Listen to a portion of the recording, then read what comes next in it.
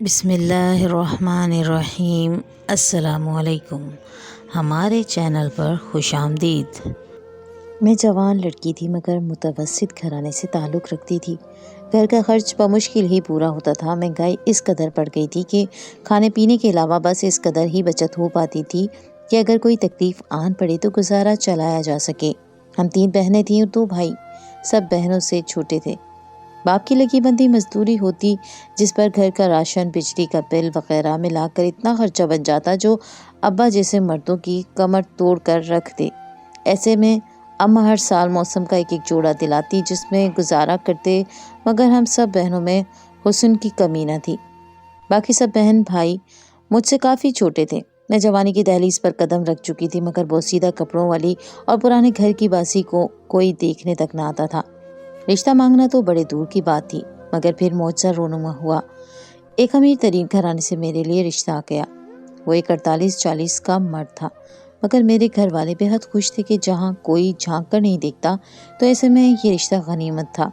ساتھ لڑکے کی طرف سے یہ پیشکش کہ مجھ سمیت باقی 2 بہنوں کی شادی کے اخراجات بھی وہی خود اٹھائے گا، تو اماں ابا نے رسمی سوچ بچار کے بعد اسی دن بات طے کر دی، مگر شادی کے کچھ ہی عرصے بعد مجھ پر جو انکشاف ہوا وہ مجھے مایوسی کی اتھاہ گہرائیوں میں غرق کر دینے کو کافی تھا۔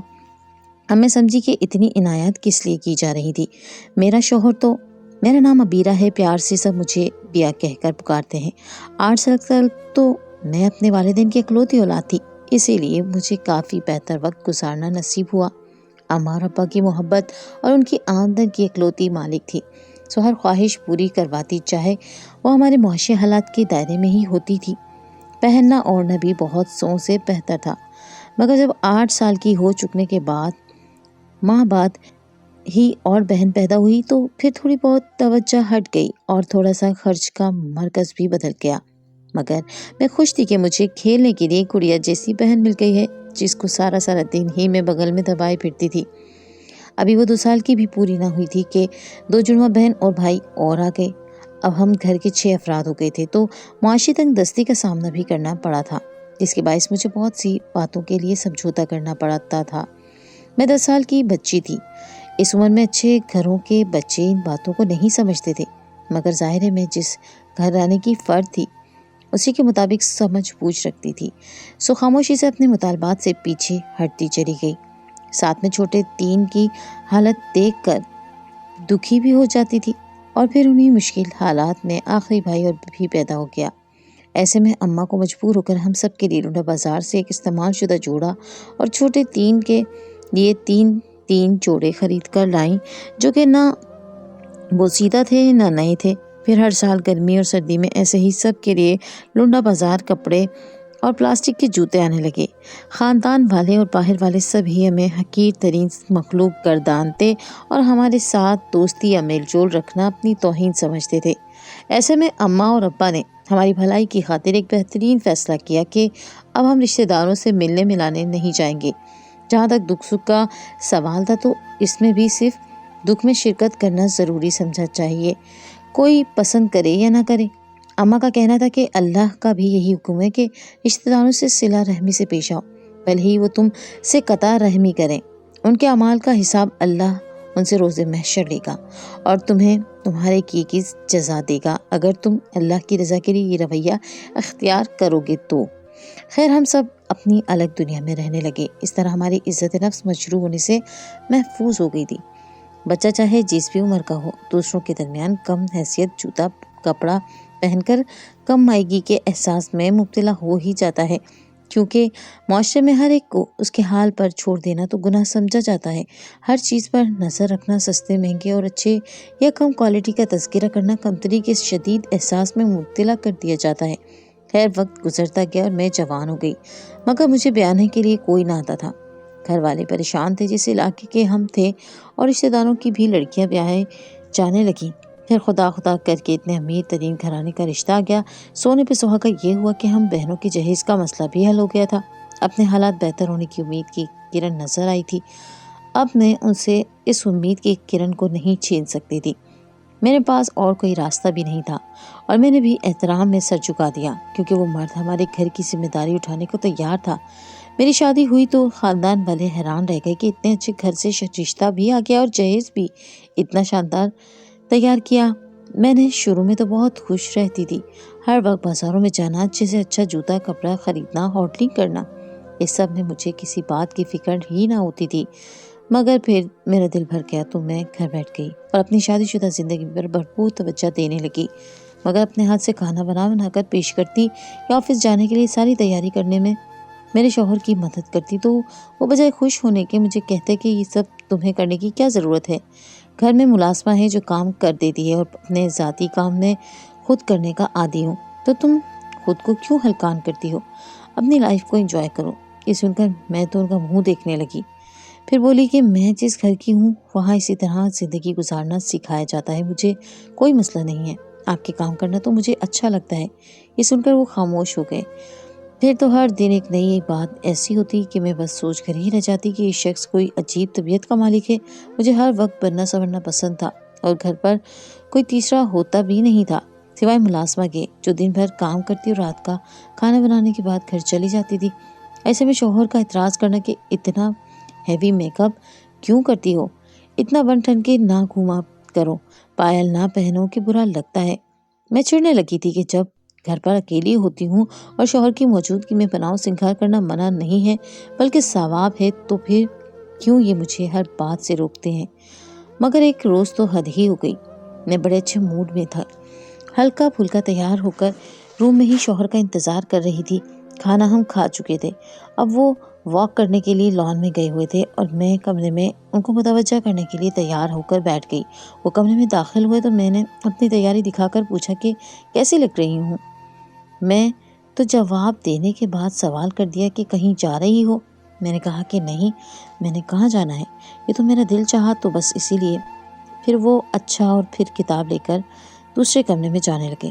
میں تو حیران رہ گئی، پھر ہمت کر کے خود ہی پیش قدمی کی اور جا کر شوہر کو بازو سے تھام لیا اور بڑی لگاوٹ سے کہا کہ مجھے آپ کا وقت چاہیے، مگر انہوں نے نرمی سے اپنا بازو چھڑائی اور بولے بے وقوف مت بنو، مجھے یہ سب پسند نہیں ہے۔ میں تو سبکی کے احساس سے چور چور ہو گئی، مگر میں نے ہار نہ مانی اور 2 دن بعد پھر وہی سب کیا، مگر شوہر کا رویہ بھی روکھا پھیکا سا رہا۔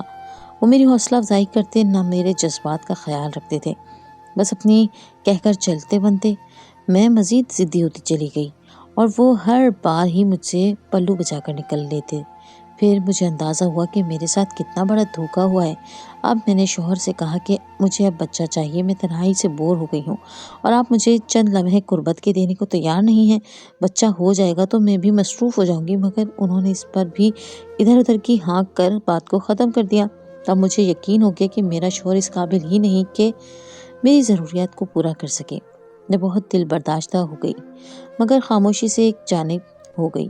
میں بولائی سی پھرتی تھی، مگر شوہر سے بالکل بات نہ کر رہی تھی، نہ ہی ڈھنگ سے پہن اوڑھ رہی تھی، بس خلاؤں کو تکتی رہتی یا کبھی کبھار تو اس قدر پریشان ہوتی کہ رونے لگ جاتی تھی۔ شوہر نے یہ سب دیکھا تو انہیں بھی میری فکر ہونے لگی۔ انہوں نے ایک روز مجھ سے پوچھا کہ میں اس قدر اداس کیوں ہوں، کیا ہوا، کیا چاہتی ہوں؟ تو میں نے پھر سے وہی خواہش دہرائی، جس پر میرے شوہر چند پل کو خاموش ہو گئے اور پھر بولے کہ وہ کبھی باپ نہیں بن سکتے۔ وہ اس قدر مایوس کن انداز میں ہی بات کر رہے تھے کہ مجھے ایک پل کو افسوس ہوا۔ پھر میں نے ان کو نارمل کرنے کی خاطر کہہ دیا کہ کوئی بات نہیں، میں گزارا کر لوں گی، بس ہم بچہ اڈاپٹ کر لیتے ہیں۔ وہ جو میری پہلی بات سن کر مطمئن سے ہو کر مسکرا رہے تھے، اس بات پر بالکل ہی مزاج بدل گئے اور سختی سے کہنے لگے ہرگز نہیں، ایسا وہ کبھی نہیں ہونے دیں گے، انہیں کسی انجان شخص کا بچہ پالنے میں کوئی دلچسپی نہیں ہے۔ میں نے لاکھ انہیں منانے کی کوشش کی، مگر وہ اپنی ضد پر قائم رہے۔ یہ سب دیکھ کر میرے اندر مایوسی کے ساتھ ایک نیا جذبہ ابھر رہا تھا۔ میں نے کئی دن تک سوچ بچار کرنے کے بعد اپنی سوچ کو عملی جامہ پہنانے کا تہیہ کر لیا اور اس سلسلے میں ادھر ادھر سے بے روزگار لوگوں کے بارے میں معلومات جمع کرنے لگی اور ایک ماہ کے اندر مجھے چند لوگوں کا بایو ڈیٹا مل گیا تھا، جن میں سے مجھے مطلوبہ شخص کو سلیکٹ کرنا تھا۔ ساری تفصیلات دیکھنے اور پڑھنے کے بعد ایک شخص مجھے اپنے کام کے لیے موزوں لگا۔ آج کل وہ بے روزگار تھا اور نوکری کی تلاش میں تھا۔ صاف ظاہر تھا وہ حالات سے اور اپنی بے روزگاری سے بہت تنگ تھا، جس کا مطلب تھا کہ وہ میرے کام آ سکتا تھا، جو میں چاہتی تھی وہ کر سکتا تھا۔ میں نے اسی کو چنا اور اسی کے نمبر پر کال کر کے بلا لیا۔ میری کال پر وہ مرد خوش ہو گیا اور مجھ سے کام کی تفصیل پوچھنے لگا۔ میں نے اسے اپنے کام کی وضاحت کرتے ہوئے بتایا کہ میں بے اولاد ہوں اور میرا شوہر نامرد ہے، مجھے بچے چاہیے اور ان کے بدلے میں اس کے کھانے پینے کی ذمہ داری لوں گی اور اتنا پیسہ دوں گی کہ آرام سے زندگی گزار سکتا ہے۔ میں نے اپنی بات کی مزید وضاحت بھی کی تھی، جس پر میری بات سن کر وہ کچھ دیر کے لیے خاموش ہو گیا اور حیرت سے مجھے دیکھ رہا تھا۔ تو میں نے دوبارہ سے وہی بات دہرائی اور اسے کہا، تم جو بھی سن رہے ہو صحیح سن رہے ہو۔ اب وہ کچھ سوچنے لگا تھا۔ میں نے اسے کہا، امید ہے تمہارا جواب ہاں میں ہی ہوگا۔ مجھے اندازہ تھا کہ وہ شاید ہچکچائے گا، مگر میری آفر اتنی پرکشش تھی کہ وہ انکار ہی نہیں کر سکتا تھا۔ میری توقع کے مطابق کچھ دیر بعد وہ گلا کھنکار کر بولا کہ ٹھیک ہے، مجھے تمام شرائط منظور ہیں۔ اس کے ساتھ ہی اس نے مجھ سے میرے بتائے ہوئے وقت پر میرے گھر پہنچنے کا وعدہ کیا اور میں بہت خوش ہو گئی۔ مجھے اپنی کامیابی بہت قریب نظر آ رہی تھی۔ یہ سب کچھ میں نے انتہائی رازداری سے کیا تھا۔ اگلے روز میں پلان کے مطابق تیار ہو کر بیٹھی اس کا انتظار کر رہی تھی، مگر وہ لیٹ ہو گیا تھا۔ میں مایوس ہو گئی کہ وہ شاید اس نوکری سے خوش نہیں ہوگا یا پھر اس نے فیصلہ بدل لیا ہوگا، مگر میں غلط تھی۔ ابھی مجھے تھوڑا وقت ہوا ہوگا کہ ملازمہ نے آ کر بتایا کہ مجھ سے کوئی ملنا چاہتا ہے۔ میرا دماغ میرے بلائے ہوئے مرد کی طرف نہیں گیا تھا۔ تبھی میں نے اکتائے ہوئے لہجے میں ملازمہ سے اس کو وہیں ڈرائنگ روم میں بھیجنے کا کہہ دیا اور خود بھی جا کر صوفے پر بیزار سی بیٹھ گئی تھی۔ اسی وقت دروازے پر دستک ہوئی اور میری اجازت ملنے پر ایک مرد اندر داخل ہوا۔ میں نے سر اٹھا کر دروازے کی سمت دیکھا تو حیرت زدہ رہ گئی۔ بے ساختہ اٹھ کر میں پھٹی پھٹی آنکھوں سے اس طرف دیکھ رہی تھی۔ وہ واقعی اپنی پروفائل کے حساب سے توانا اور مضبوط قد کاٹ کا مرد تھا، مگر میری حیرت کی وجہ کچھ اور تھی۔ میں نے صرف اسے بلایا تھا، مگر وہ اکیلا نہیں تھا بلکہ اس کے ساتھ کوئی اور بھی تھے۔ میں منہ کھولے ہونک سی اس مرد کو دیکھ رہی تھی اور وہ نہایت اعتماد سے میرے سامنے کھڑا تھا۔ میرے شوہر قبول صورت اور اچھے انسان تھے، مگر عمر میں مجھ سے دگنے تھے۔ میری زندگی ان کے ساتھ بہت خوشگوار تو نہیں مگر صحیح گزر رہی تھی، مگر میں خوش تھی کیونکہ میرے گھر والے بہت خوش تھے۔ ان کے حالات بدل رہے تھے اور میں آج اتنے بڑے گھر میں راج کر رہی تھی۔ نہ چاہتے ہوئے بھی میرے اندر غرور کا عنصر نمایاں ہو رہا تھا۔ میں وہ خوش نصیب تھی جو دنیا کی ہر چیز اور ہر خوشی سے نوازی جا رہی تھی، مگر جب بچے کی پیدائش کی بات تو میری بات پر وہ سختی سے لب بھیج کر ایک طرف سر ڈال کر بیٹھ گئی۔ اس روز میرے شوہر نے مجھے پر جو انکشاف کیا تھا وہ میری روح تک کو لرزا کر رکھ گیا تھا۔ مجھے لگ رہا تھا ان کے الفاظ سننے کے بعد پورے گھر کی عمارت میرے سر پر آ گری ہے۔ میں سکتہ زدہ سی اپنے شوہر کو دیکھ رہی تھی اور وہ خفت زدہ سے سر جھکائے بیٹھے تھے۔ اس روز مجھ پر یہ حقیقت کھلی تھی کہ میرے شوہر مجھے اولاد نہیں دے سکتے۔ میں جو اب دنیا کی ہر نعمت پا کر اولاد کے بارے میں سوچنے لگی تھی، میں بہت شدت سے چاہتی تھی کہ ہماری اولاد ہو اور ہماری فیملی مکمل ہو جائے، مگر میں اس انکشاف کے بعد ڈھہ سی گئی۔ میرے شوہر کو لگ رہا تھا کہ میں ان کو چھوڑ جاؤں گی، مگر میں ایسا نہیں کر سکتی تھی۔ میں نے ان کے سامنے سب نارمل ظاہر کیا اور ان کو بھی تسلی دی، جبکہ دراصل میں خود اندر سے زلزلوں کی ضد میں تھی۔ میں چڑچڑی سی ہونے لگی۔ مجھے بچوں کی چاہ بری طرح ستانے لگی تھی۔ میں جہاں بھی جاتی بس حسرت سے بچوں کو دیکھتی رہتی تھی۔ بہت تنگ آ کر ایک روز میں نے اپنے شوہر سے چھپ کر نیا عزم باندھا اور ضرورت مند یا بے روزگار مردوں کی تلاش کرنے لگی۔ اس معاملے میں نے غریب گھرانے تلاش کیے اور گھر گھر جا کر راشن کے بہانے چند ہزار گھر کے کسی فرد کو پکڑا کر مرد کی تفصیل جانی اور اپنے پاس لکھتی گئی۔ چند ایک نے اپنے علاوہ دوسرے جان پہچان والوں کا مکمل تعارف بھی کر لکھوا دیا، جس سے مجھے ایسے مردوں کی معلوماتی فائلز ملی جن میں ان مردوں کے بارے میں ساری تفصیلات درج تھیں اور ان کے نمبرز بھی موجود تھے۔ میں نے اس میں سے ایک کنوارے مرد کو چن کر اسے سمجھا دیا تھا کہ مجھے صرف بچے چاہیے تھے، وہ میرے پاس رہائش رکھے۔ وہ اس بات پر مطمئن ہوا تو میں نے اسے بلا لیا تھا۔ جب وہ کمرے میں آیا تو میں دھک سے رہ گئی تھی۔ اس کے ساتھ 2 بچے موجود تھے، حالانکہ اس کی معلومات کے مطابق وہ کنوارا تھا اور اس کے پاس صرف ایک بچہ رہتا تھا۔ وہ بچہ کون تھا اور کیوں رہتا تھا میں نہیں جانتی تھی، مگر اب وہ جب آیا تو اس کے ساتھ 2 بچے تھے۔ میں اپنی جگہ پر کھڑی تھی جب وہ بولا کہ اگر آپ کو اعتراض نہ ہو تو میں آپ کی خواہش پر یہاں آ چکا ہوں۔ میں کچھ متذبذب سی ہو گئی۔ مجھے اس کے ساتھ موجود بچوں کی تفصیل چاہیے تھی کہ آخر وہ کون ہے اور اس کے پاس کیوں رہتے ہیں۔ وہ میری بات پر سر ہلا گیا۔ میں نے اسے ہٹایا اور بچوں کو وہیں سائڈ پر کھیلنے کے لیے بھیج دیا۔ میں اس مرد کی کہانی سننے کے لیے متوجہ تھی۔ وہ میرے شوق پر جب بولنا شروع ہوا تو اس کے کردار کے بارے میں جان کر مجھے حیرت کا شدید جھٹکا لگا تھا۔ میں جو اسے تمیزدار سمجھ کر اپنے پاس بلا چکی تھی، اس کے بارے میں جان کر پوری طرح ڈر گئی۔ وہ بتا رہا تھا کہ وہ ایک متوسط گھرانے سے تعلق رکھتا تھا اور اچھے تعلیمی اداروں سے تعلیم حاصل کر رہا تھا۔ اس کا گھرانہ شریف تھا، مگر کالج میں اس کے کچھ ایسے دوست بنے تھے جن کی وجہ سے اس کی صحبت بری ہو گئی اور اس کے کردار میں جھول آ گیا۔ ایک روز باپ طبعی موت مر گیا۔ کچھ عرصے تو وہ غم کی حالت میں رہا، مگر پھر سنبھلتے ہی اس کی وہی دوست اور وہی شوق بڑھنے لگے۔ اس کی ماں اسے روکنے کی بہت کوشش کرتی رہی اور اسے سمجھانے کی کوشش کرتی تھی، مگر انہی دنوں ایک لڑکی جو صرف تحفے تحائف کے لیے اس سے دوستی کا تعلق قائم کیے ہوئے تھی، ظاہر سے اس سے ملنے گیا تو نشے میں تھا، اور اسی نشے کی وجہ سے اس نے لڑکی کے ساتھ زبردستی کی اور اس کی عزت لوٹ لی۔ اس کے گھر والوں نے کہا کہ وہ اسے معاف کر دیں گے اگر وہ اس لڑکی سے شادی کر لے۔ طاہر جانتا تھا وہ لڑکی شریف نہیں تھی اور اس کی طاہر کے علاوہ بھی تو لڑکوں سے دوستی تھی۔ وہ اس سے شادی کرنے کے لیے تیار نہیں ہوا تھا۔ اس کی ماں محلے والوں کی باتیں سن سن کر مر چکی تھی اور اب وہ اس دنیا میں تنہا رہ چکا تھا۔ وہ مایوس ہو کر وہاں سے چلا گیا اور سرائے پر رہنے لگا۔ وہاں اس نے مزید 2 لڑکیوں سے تعلقات قائم کیے تھے اور اس کے ناجائز تعلقات کے نتیجے میں اس کے ناجائز بچے ہوئے تھے۔ وہ اپنے نشے سے تب نکلا جب اس کی ناجائز مگر مردہ بیٹی پیدا ہوئی تھی۔ بیٹی کو دیکھ کر وہ اپنی بد کرداری سے ڈر گیا۔ اس نے سب برے کاموں سے توبہ کی اور اپنے بچوں کو لے کر ایک الگ گھر میں رہنے لگا۔ تب اسے اپنے محلے والی لڑکی کا خیال آیا۔ اس نے وہاں جا کر اسے ازالہ کے طور پر شادی کر لینے کا سوچا، مگر وہاں جا کر پتہ چلا کہ وہ لڑکی مر چکی تھی اور طاہر کی زیادتی کے نتیجے میں اس کی بیٹی ہوئی تھی، جو اپنے ماموں کے پاس نہایت بدحال زندگی گزار رہی تھی۔ وہ اپنی معصوم بچی کو بھی لے آیا اور اب ہر جگہ نوکری کی تلاش میں رہتا تھا۔ وہ صرف اپنے بچوں کو پالنے کا سوچ چکا تھا۔ وہ سب بتا کر سر جھکا گیا۔ میں سب سن کر دنگ رہ گئی، پھر چپ چاپ اٹھ کر وہاں سے کمرے میں چلی گئی۔ میرے شوہر آئے تو گھر میں اتنے پیارے 2 بچے دیکھ کر پہلے تو چونک گئے اور مجھ سے پوچھا، کون ہیں یہ بچے، کہاں سے آئے ہیں؟ میں نے شوہر کو ڈرتے ڈرتے ساری کہانی سنا دی اور میرا شوہر مجھ پر آگ بگولا ہو گیا۔ ہماری شادی کے اتنے عرصے میں انہوں نے کبھی مجھ پر اتنا غصہ نہیں کیا جتنا اس دن کیا تھا۔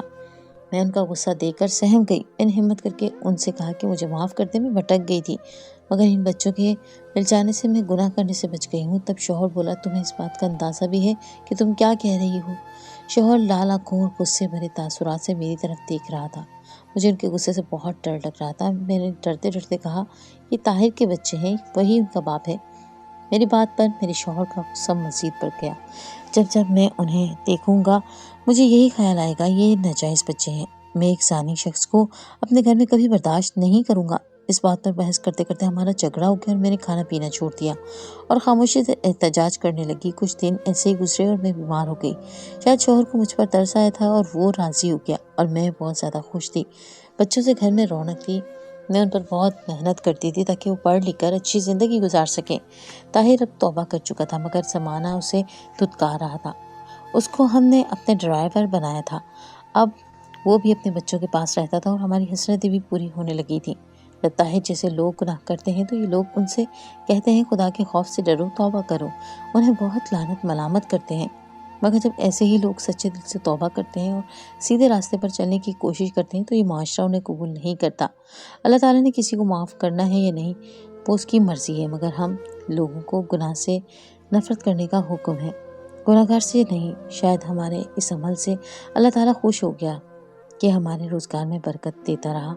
میرے شوہر نے اپنی غلطی مانتے ہوئے مجھ سے معافی مانگی کہ وہ مجھ سے اسی وجہ سے کھچا کھچا رہتا تھا کہ کہیں میں اس سے بچہ پیدا کرنے کی ضد نہ کروں، مگر سب کھل جانے کے بعد بھی میرے جذبات کی قدر کرتے ہوئے میرا ساتھ دینے کی بجائے وہی راہ روی جاری رکھا، تو وہ بھی ذمہ دار ہیں میرے بہک جانے کے۔ مگر شکر تھا کہ طاہر نے واقعی توبہ کر لی تھی، ورنہ میں بھی اتنے بڑے گناہ کی مرتکب ہو جاتی اور طاہر کو اس راہ پر چلانے کی سزا بھی مجھے ہی بھگتنا پڑ جاتی۔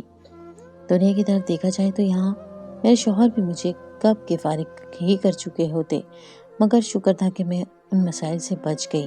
اب میرے شوہر مجھے کبھی رد نہیں کرتے تھے۔ ہم دونوں خوش اور مطمئن زندگی گزار رہے تھے۔ طاہر نے میرے شوہر کو ایک حکیم کے بارے میں بتایا کہ اللہ نے اس کے ہاتھ میں شفا رکھی ہے۔ میرے شوہر کو ایک بار اس کے پاس بھی ضرور جانا چاہیے۔ اللہ پر توکل کرتے ہوئے میرے شوہر نے وہاں سے علاج کروایا، جس سے کوئی بات نہ بنی تو ہم نے سب اللہ پر چھوڑ دیا۔ وقت گزرتا گیا اور میری شادی کو 5 سال گزر گئے کہ اچانک سے موت سا ہوا اور میں امید سے ہو گئی، جس کی ہمیں کوئی امید ہی نہ رہی تھی۔ ہماری خوشی کا کوئی ٹھکانہ نہیں تھا۔ ہم نے شکر ادا کرنے کو اللہ کے گھر حاضری دی، عمرہ ادا کیا اور پھر وہیں سے ڈھیر شاپنگ کی اور طاہر اور اس کے بچوں کے لیے بھی تحائف خریدے۔ میں اپنے شوہر کو ہر وقت کہتی تھی کہ دیکھا ان بچوں کو سہارا دینے سے کتنا بڑا انعام ملا ہے، ہمیں گھر میں رونق لگی رہتی ہے۔ وہ الگ اب اتنی بڑی خوشی بھی مل گئی۔ عمرے سے لوٹے تو بس دن اور رات ایک پل ہم نے اپنے نئے مہمان کی آمد کا صبر سے انتظار کیا۔ اللہ کو ہمارے صبر پر رحم آیا کہ اللہ نے ہمیں ایک پھول جیسا بیٹا عطا کیا۔ ہم جتنا بھی اپنے رب کی اس نعمت کا شکر ادا کریں اتنا کم ہے۔ اسی لیے تو میرے رب نے فرمایا ہے تم زمین والوں پر رحم کرو، آسمان والا تم پر رحم کرے گا۔ تو ایسا کیسے ممکن تھا کہ آسمان والا ہم پر رحم نہ کرتا؟ بے شک وہ اپنے وعدوں کا بڑا پکا ہے۔ اللہ تعالیٰ سب پر رحم کرے اور ہمیں بھی دوسروں پر رحم کرنے کی اور ان کی مدد کرنے کی توفیق عطا فرمائے، آمین۔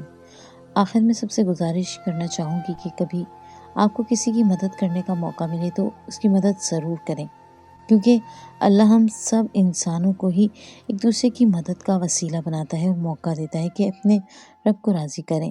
تو ہمیں زمینی خدا بن کر یہ سوچ رکھتے ہوئے اگلا بندہ گناہ گار ہے اپنے حصے کا کام کرنے سے گریز نہیں کرنا چاہیے۔